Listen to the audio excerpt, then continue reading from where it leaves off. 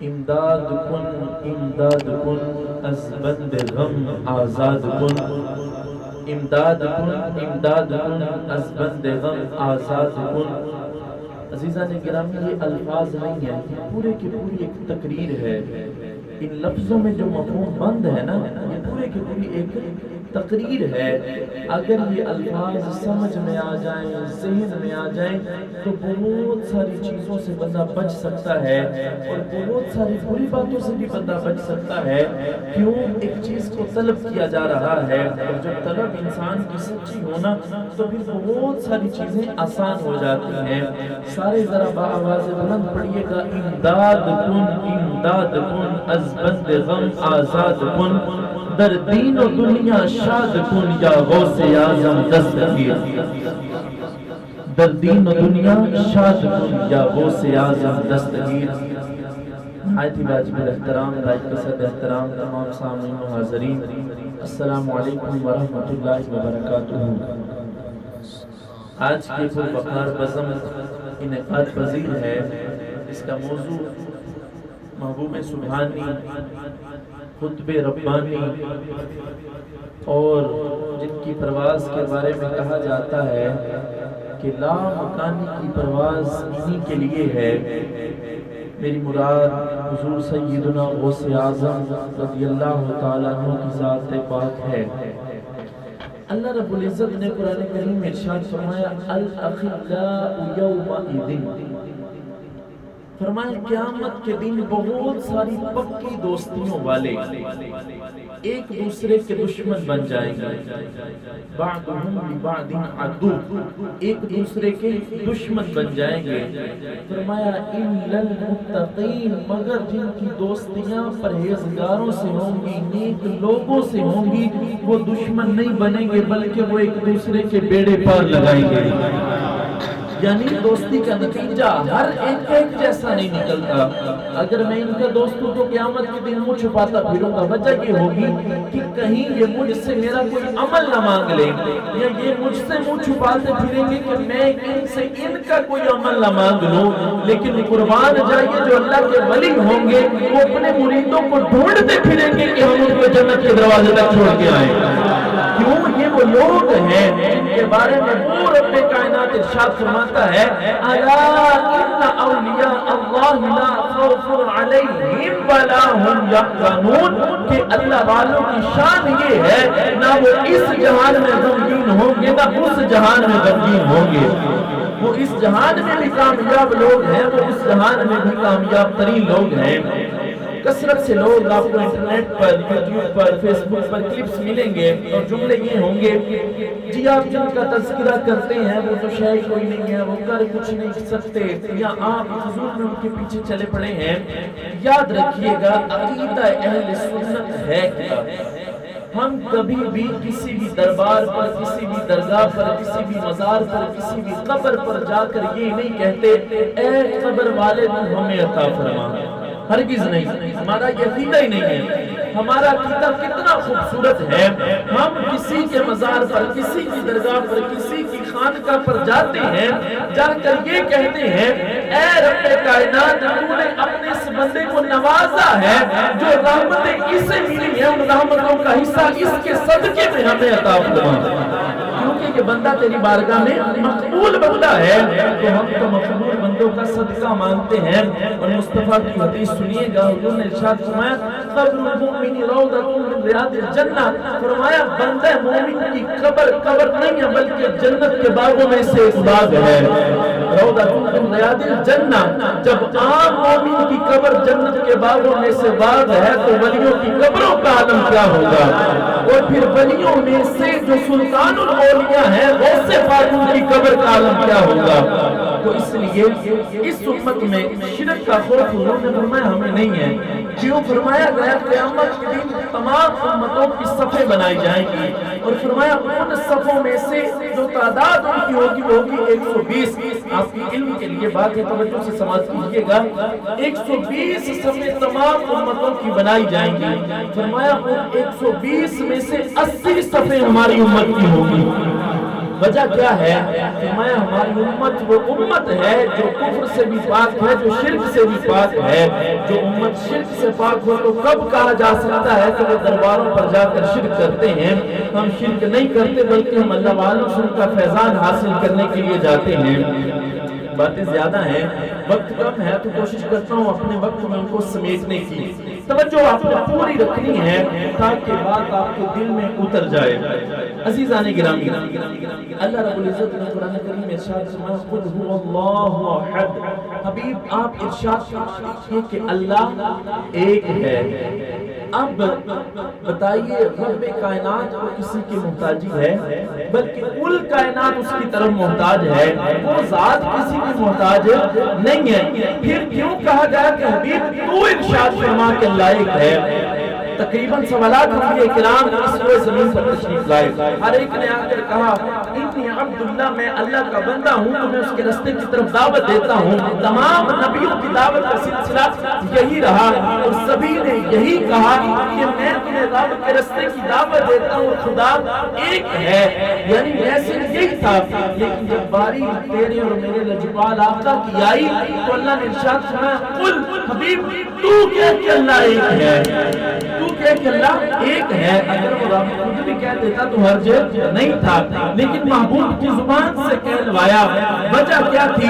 وجہ یہ تھی کہ سوالات انبیاء نے کہا کہ اللہ ایک ہے، بے شک اللہ ہے۔ اگر حضور فرما دیتے فقط کہ اللہ ایک ہے، وسیلہ اللہ کی بارگاہ کا بھی نہ ہوتا، یعنی لفظ قل کا استعمال نہ ہوتا، ہم پھر بھی مانتے کہ اللہ ایک ہے۔ لیکن محبوب کی زبان سے کیوں کہلوایا گیا؟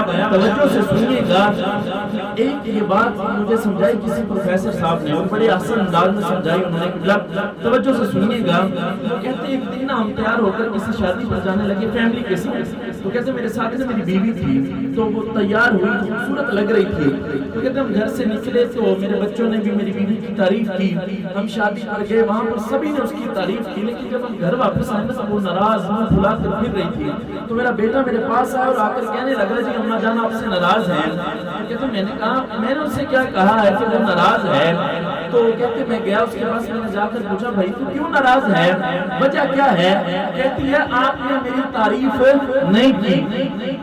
تو بات سمجھ میں آ گئی ہوگی آپ کی، لیکن بات میں مکمل کرتا ہوں۔ تو کہتی ہے آپ نے میری تعریف نہیں کی۔ تو وہ کہتے ہیں میں نے اس سے کہا ہم جہاں جہاں بھی گئے، گھر سے نکلے شادی تک گئے، ہر ملنے والے نے میری تعریف کی۔ اس نے کہا مجھے کسی کی تعریف کی ضرورت نہیں ہے، میں بس یہ چاہتی تھی کہ آپ کہیں تو خوبصورت لگ رہی ہے۔ تو اللہ نے یہی ارشاد فرمایا حبیب ہم یہ چاہتے ہیں آپ کہیں میں ایک ہوں۔ ہمیں بتایا گیا، میسج یہ دیا گیا کہ اللہ ایک ہے۔ پھر یہ امت شرک نہیں کر سکتی، امت کفر نہیں کر سکتی۔ ہم مزاران اولیاء پر جانے کا مطلب اور مقصد فقط فیضان حاصل کرنا ہے۔ پھر یاد رکھیے گا جس کی سمجھ میں نہیں نہ آئی کسی ولی کی شان، اس نے کہہ دیا یہ ولی کر کچھ نہیں سکتے، یہ ولی کر کچھ نہیں سکتے۔ وہ تو رب ارشاد فرماتا ہے کوئی فائدہ نہیں دے گا، پرہیزگار ضرور فائدہ دیں گے۔ ایک بات سنیے گا، مشکات المصابیح کی شرح ہے، شرح میں صاحب شرح لکھتے ہیں کہ حضور کی امت کی اولیاء کی شان کیا ہے، مصطفیٰ کی امت کی جو ولی ہیں ان کی شان کیا ہے۔ اس سے پہلے ایک جملہ میں اور آپ کے سامنے رکھ دیتا ہوں، وہ ذرا سنیے گا، لطف آ جائے گا۔ اولیاء کب سے چلے آ رہے ہیں؟ ہر امت میں اللہ نے ولیوں کو پیدا کیا، ہر امت میں۔ اللہ چوتھے بارے میں ارشاد فرماتا ہے کتنے ہی انبیاء ایسے ہم نے مبعوث کیے کہ جنہوں نے اللہ والوں کے ساتھ جنگیں لڑی، یعنی اللہ والے ان کے ساتھ ہوا کرتے تھے جب وہ جنگوں میں شرکت کے لیے جایا کرتے ہیں۔ یہاں سے ہمیں پتہ چلتا ہے کہ اللہ نے موسیٰ علیہ السلام کو حضرت خضر کے دروازے پر کیوں بھیجا تھا، کیوں ہر نبی اللہ والے کے ساتھ رہا ہے۔ اور اسی آیت سے پتہ چلتا ہے کہ اللہ نے مصطفیٰ کو ابو بکر کیوں عطا فرمائے، کیوں ہر نبی کے ساتھ اللہ والے رہے ہیں۔ یہیں سے پتہ چلتا ہے کہ سرکار عمر پاک مصطفیٰ کے ساتھ کیوں تھے، یہیں سے پتہ چلتا ہے مولا علی مصطفیٰ کے ساتھ کیوں تھے۔ اسی آیت سے پتہ چلتا ہے حضرت سلیمان کے پاس آصف بن برخیہ کیوں تھے۔ آصف بن برخیہ کون ہیں؟ جنہوں نے تخت بلقیس حضرت سلیمان کے پاس حاضر کیا. انہوں نے کہا جی کون ہے جو جلدی سے جلدی لا سکے؟ ایک جن بولا. اب ان کی مجلس میں تمام مخلوقات حاضر ہوا کرتی تھی. تو ایک جن نے کہا جن آپ کی مجلس برخاست ہونے سے پہلے میں تخت بلقیس کو یہاں پر حاضر کر دوں گا. اب سفر کافی زیادہ ہے اور ان کی مجلس کا جو وقت تھا وہ علماء نے لکھا ہے یہاں تو جتنا وقت ظہر اور عصر کے درمیان ہے اتنا وقت ہوا کرتا تھا کہ جتنا عصر اور مغرب کے درمیان وقت ہے اتنے وقت کے لیے وہ مجلس لگا کرتی تھی. تو اس نے کہا میں مجلس ختم ہونے سے پہلے لے آؤں گا. کہا نہیں اس سے بھی پہلے. تو پھر آصف بن برخیہ جن کو اللہ نے اس وقت کی کتاب کا علم دیا انہوں نے کہا میں آپ کی پلک جھپکنے سے پہلے اس تخت کو یہاں حاضر کر دوں گا. عزیزان گرامی جس کو حضرت سلیمان کی کتاب کا علم ملے اس کی پاور یہ ہو کہ وہ تخت کو پلک جھپکنے سے پہلے اور تخت کتنا بڑا 80 گز لمبا 80 گز چوڑا 80 گز کا لمبائی چوڑائی اونچائی اتنی زیادہ ہو اتنا وزنی ہو کہیں میں پلک جھپکنے سے پہلے نہیں آؤں گا. وجہ کا ارشاد فرماتا ہے اس کے پاس سلیمان کی کتاب کا علم تھا. جس کے پاس قرآن کا علم ہو اور مصطفیٰ کی شریعت کا علم اس کی پاور کا اندازہ آپ میں کیسے لگا سکتے ہیں؟ عزیزان گرامی اللہ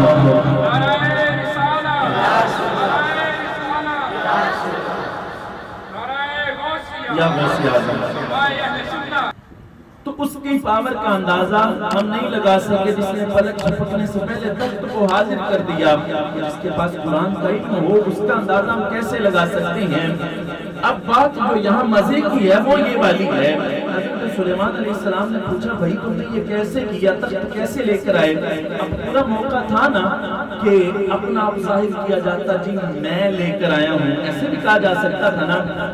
اس آدمی نے کہا آصف بن برخیہ نے اس نے کہا حضرت سلیمان سے نظر آپ کی تھی پڑی مجھ پر پھر ہوا کیا؟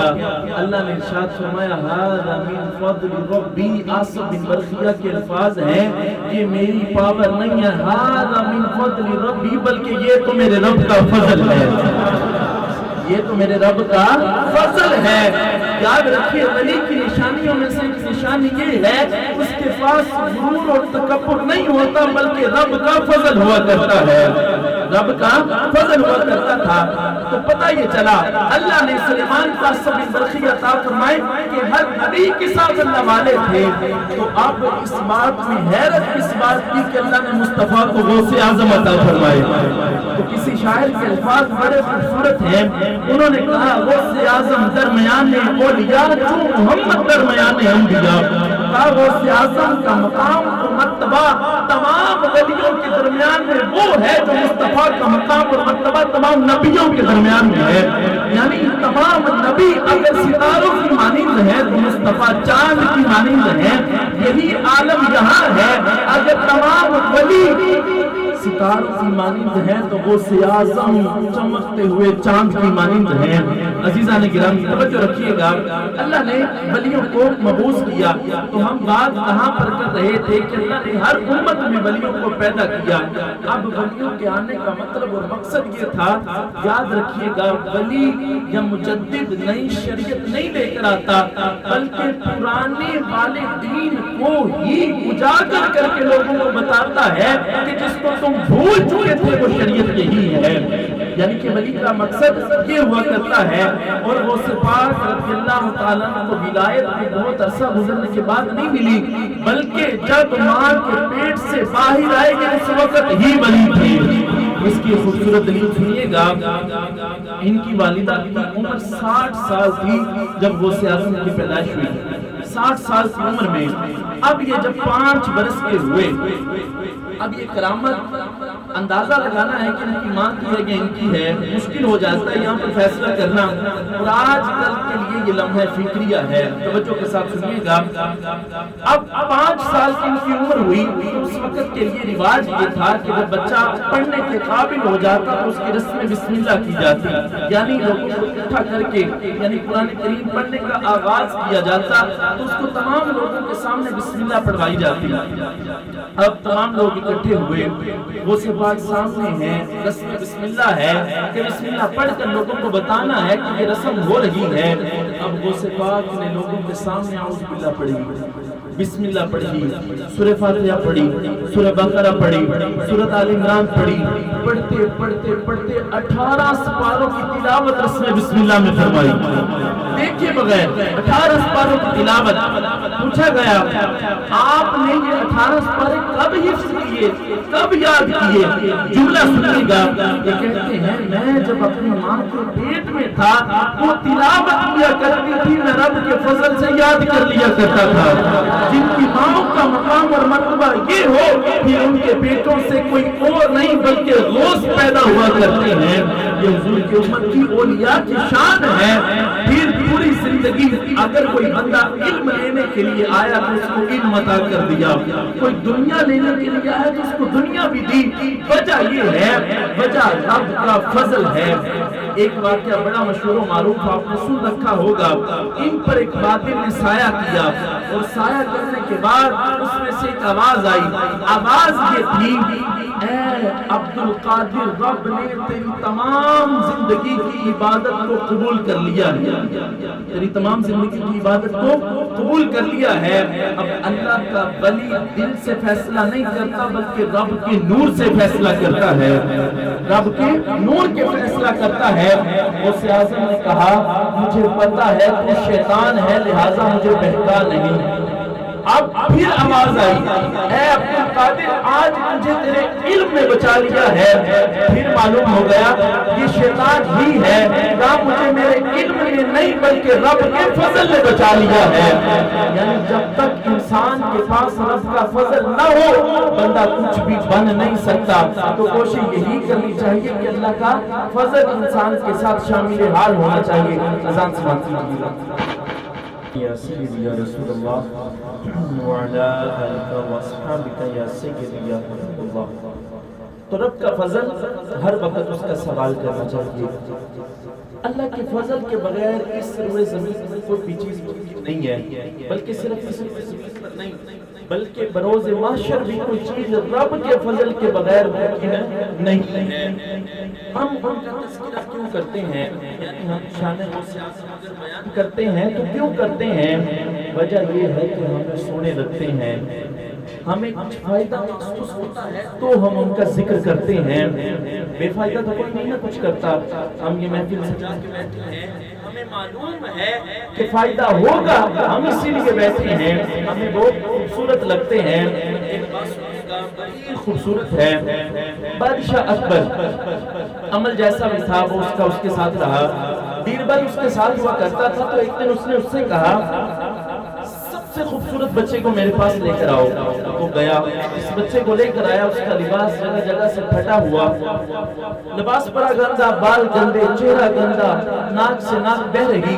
تو اس کو لے کر بادشاہ کے پاس حاضر ہوا تو بادشاہ اس سے کہنے لگا میری بات تو نے شاید غور سے نہیں سنی تھی، میں نے کہا تھا کہ سب سے خوبصورت بچے کو لے کر آؤ، تو یہ کس کو لے کر آ گیا ہے؟ تو وہ کہنے لگا میرے نزدیک سب سے خوبصورت یہی تھا۔ اس نے کہا وہ کیسے؟ کہا یہ مجھے سونا لگتا ہے۔ کہا وہ کیوں؟ کہا یہ میرا سگا بیٹا ہے، یہ میرا سگا بیٹا ہے۔ پتہ یہ چلا انسان کا کوئی سگا ہو تو اس کو خوبصورت لگ جایا کرتا ہے۔ غوث اعظم ہمارے سگے ہیں تو اس لیے ہمیں اچھے لگتے ہیں، جن کی عقل میں نہیں آئے وہ کہتے ہیں وہ کر کچھ نہیں سکتے، ہم یہ کہتے ہیں سے رہا کچھ نہیں ہے، وہ سب کچھ کر سکتے ہیں بفضل خدا، ہر چیز کر سکتے ہیں۔ عزیزان گرامی جس کی زندگی لوگوں کو سچ سکھاتے سکھاتے گزری ہو، کیسے ممکن نہیں ہے کہ رب کی رحمت اس کو میسر نہ ہو؟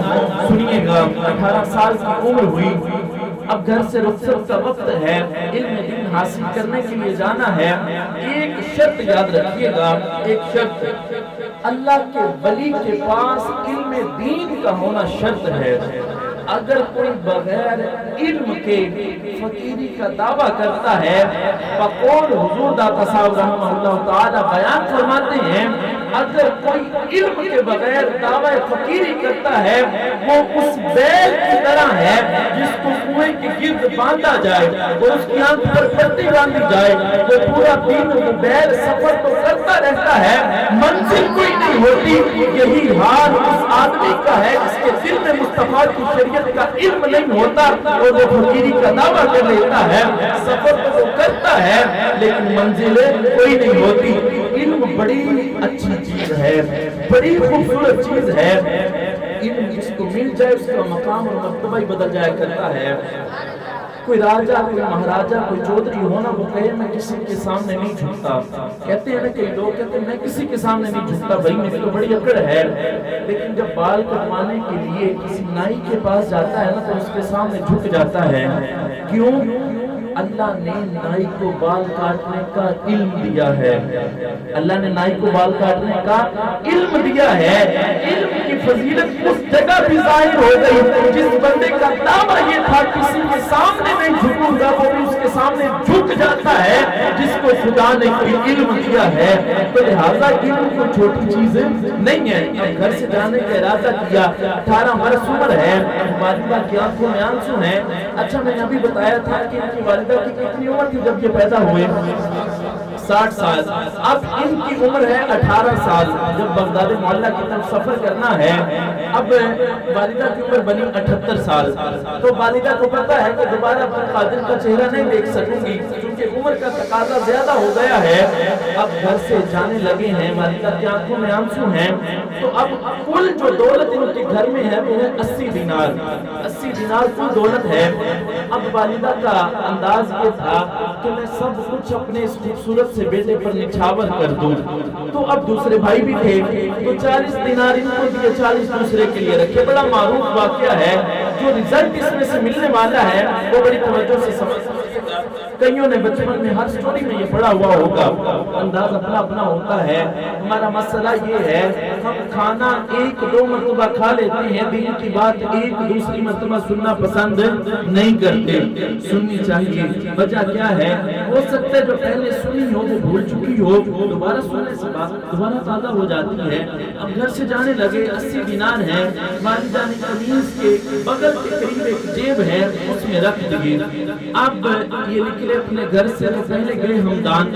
ہمدان ایک شہر کا نام ہے۔ اب ہمدان سے بغداد جانا ہے۔ ہمدان تک کا سفر ہے بڑا خوبصورت گزرا۔ اب ہمدان سے بغداد تک کا جو سفر ہے وہ ذرا پر خطر ہے، راستے میں ڈاکو ہیں، چور بھی ہیں، سب کچھ ہے۔ اب بغداد کے بارے میں یہ بات مشہور تھی کہ اگر یہ شہر اتنا مہنگا تھا بغداد اس وقت کہ اگر اس میں قارون بھی داخل ہوتا اپنے خزانوں سمیت تو اس پر بھی زکوٰۃ واجب ہو جاتی۔ اتنا مہنگا شہر تھا کہ میرا بچہ کیسے اس جگہ پر جا کر سروائیو کرے گا، اپنے معاملات کو چلائے گا۔ بہرحال گھر سے دعا دے کر بھیج دیا۔ اب رستے میں بغداد کے رستے میں ڈاکوؤں نے روک لیا، روک کر اب رستے میں جتنے بھی لوگ ان کے قافلے میں ہیں اکیلے اکیلے سے پوچھا جا رہا ہے تمہارے پاس کیا ہے؟ اب ہر بندہ جھوٹ بول رہا ہے، جھوٹ بولتا ہوا کہتا ہے میرے پاس نہیں ہے۔ جب وہ تلاشی لیتے پھر وہ نکل بھی آتا۔ اب معاملہ یہ تھا اس قافلے کا۔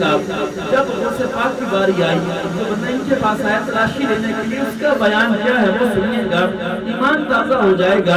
وہ بندہ کہتا ہے اس نے غوث پاک کی تلاشی لی، میرا ارادہ یہ تھا کہ میں اس خوبصورت سے چہرے والے نوجوان سے پوچھوں گا بھی نہیں اس کے پاس کیا ہے۔ کہتے پورے قافلے کا رخ ایک طرف ہے، اس کے چہرے کی چمک ایک طرف ہے، یہ اتنا سونا لگ رہا ہے۔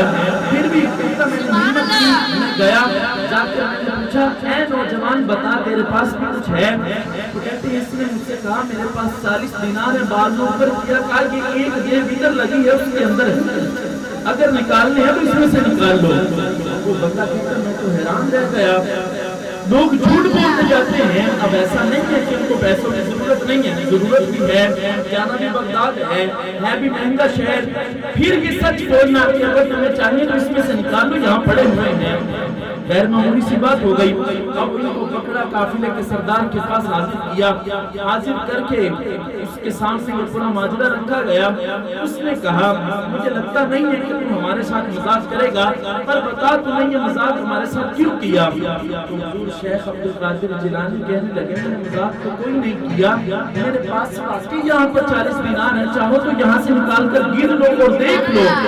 مزید حیران بھی ہوا، پریشان بھی ہوا، اور اس کے دن میں خیال آیا، اس نے کہا اے نوجوان بتا کس وجہ سے تم نے ہمارے ساتھ سچ بولا؟ تیرے پاس حالانکہ پورا موقع تھا تو بچ سکتا تھا، سچ کیوں بولا؟ غوث اعظم نے کہا جب میں گھر سے نکلنے لگا میری ماں نے مجھے ایک بات کہی، اور وہ بات یہ تھی اے عبد القادر تو علم دین حاصل کرنے کے لیے جا رہا ہے، اور علم دین میں سے سب سے پہلا فرض یہ ہے کہ مسئلہ کوئی بھی بن جائے کسی جگہ جھوٹ نہیں بولنا، کسی جگہ جھوٹ نہیں بولنا۔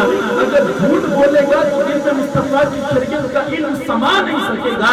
بس میں اپنی ماں کی لاج رکھتے ہوئے میں نے سچ کہا کہ میرے پاس 40 دینار ہے۔ سردار کہنے لگا تجھے اپنی ماں کی بات کی اتنی لاج ہے، ماں کی بات کی، اور خوف تو ہمارے بھی ہے ہم تو رب کی بات نہ مان سکے، تو ماں کی وعدہ نہیں بھلا سکا، ہم رب کا وعدہ بھلا دیے۔ انہوں نے اسی وقت سچی سچی توبہ کی۔ عزیزان گرامی توجہ کے ساتھ ایک بات اور سنیے گا، محبت کے قرینوں میں سب سے پہلا قرینہ ادب ہے، ادب سب سے پہلا قرینہ ہے محبت کے قرینوں میں۔ کسی کے پاس بھی جائیں، اللہ والے کے پاس، خانقاہ پر، مزار پر، اور جب تمام مزاروں کے سردار مدینہ طیبہ لا حاضری کا موقع عطا فرمائے، ادب ہر جگہ شرط ہے۔ ایک بڑی خوبصورت بات یاد آ گئی، آپ کے چہروں کی طرف دیکھ کر نہیں باتیں یاد آ گئی، اگر اجازت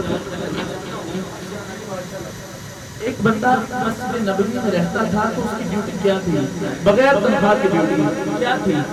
اس نے اپنے اوپر یہ بات لازم کی ہوئی تھی کہ جو بندہ مسجد نبوی میں آئے گا، اندر جائے گا، نماز پڑھے گا، نماز پڑھنے کے بعد جب وہ باہر آئے گا نا، میں خود سٹینڈ میں سے اس کا جوتا اتار کر زمین پر رکھوں گا، حالانکہ اس وجہ سے کہ جوتے کا شور نہ ہو، اس کو یہ بات گوارا نہیں تھی کہ جوتے کا شور بھی حضور کی مسجد میں آئے۔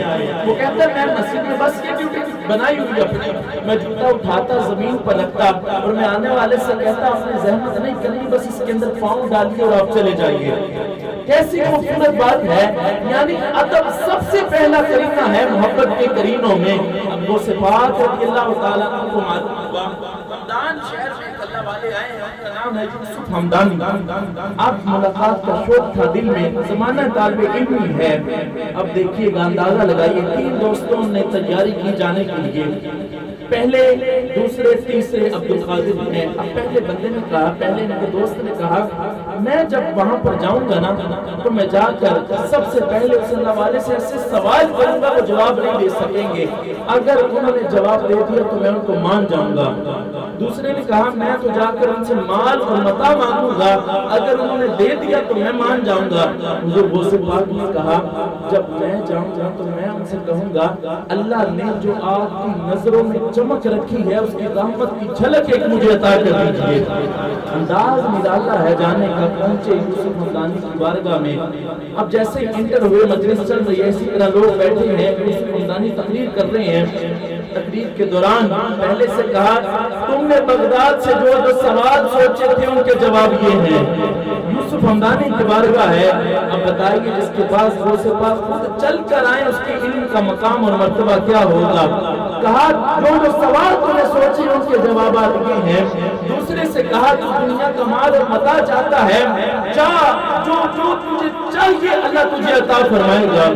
جب نظر غوث پاک پر پڑی تو نظر ڈالتے ہی کہا اے شہزادے میں نے ابھی اپنی نظروں سے دیکھا ہے بغداد کی جامع مسجد ہوگی، جامع مسجد کا منبر ہوگا، تو وہاں پر بیٹھا ہوگا اور وہاں پر بیٹھ کر اعلان کرے گا میرا قدم تمام اولیاء کی گردنوں پر ہے۔ تو وہاں بیٹھ کر کے اعلان کرے گا کہ میرا یہ قدم بظاہر منبر پر نظر آتا ہے لیکن حقیقت میں یہ تمام اولیاء کی گردنوں پر ہے۔ جب یہ اعلان کیا گیا غوث پاک نے بغداد میں بیٹھ کر کے وقت میں یہ معاملہ دیکھا، یہ اعلان کیا گیا، اور جب یہ اعلان کی آواز معلوم ہوئی خواجہ اجمیری کو انڈیا میں بیٹھے ہوئے، وہیں سے کہا غوث پاک کا قدم میری گردن پر نہیں ہے بل رأسی، بلکہ میرے سر پر غوث پاک کا قدم ہے۔ یہ کن کا فرمان ہے؟ خواجہ اجمیری کا، جن کا مقام خود اتنا بلند ہو اور پھر وہ کہیں غوث کا قدم میرے سر پر ہے۔ تو عزیزان گرامی، پھر ان کی شان کو 15-20 منٹ میں یا آدھے گھنٹے میں بیان نہیں کیا جا سکتا. جتنا میں بول سکا آپ نے سنا. اللہ کریم سب سے پہلے مجھے پھر آپ کو اس پر عمل کی توفیق عطا فرمائے. اس میں سے جتنا بھی سبق حاصل ہوا ہے، سب سے پہلا سبق یہ ہے، ایک ادب شرط ہے. دوسرا قیامت کے دن میں پوری گفتگو کا نچوڑ خلاصہ آپ کے سامنے رکھ رہا ہوں. دوسرا سبق یہ ہے قیامت کے دن صرف متقین کی دوستی کام آئے گی. تیسرا سبق جتنی مرضی مشکل آ جائے سچ کا دامن نہیں چھوڑنا. پھر چوتھا سبق جس انسان کے دل میں ادب ہوتا ہے، وہ ادب والدین کا ہو، وہ بہن بھائیوں کا ہو، وہ استاد کا ہو، وہ اپنے شیخ کا ہو، وہ اپنے پیر کا ہو، وہ انسان کو زمین سے اٹھا کر عرش کی بلندیوں پر پہنچا دیتا ہے. ادب کرتے جائیے منزلیں پاتے جائیے. وجہ یہ ہے بے ادب بے نصیب، با ادب با نصیب. اللہ کی توفیق عطا فرمائے. ہمارا توفیق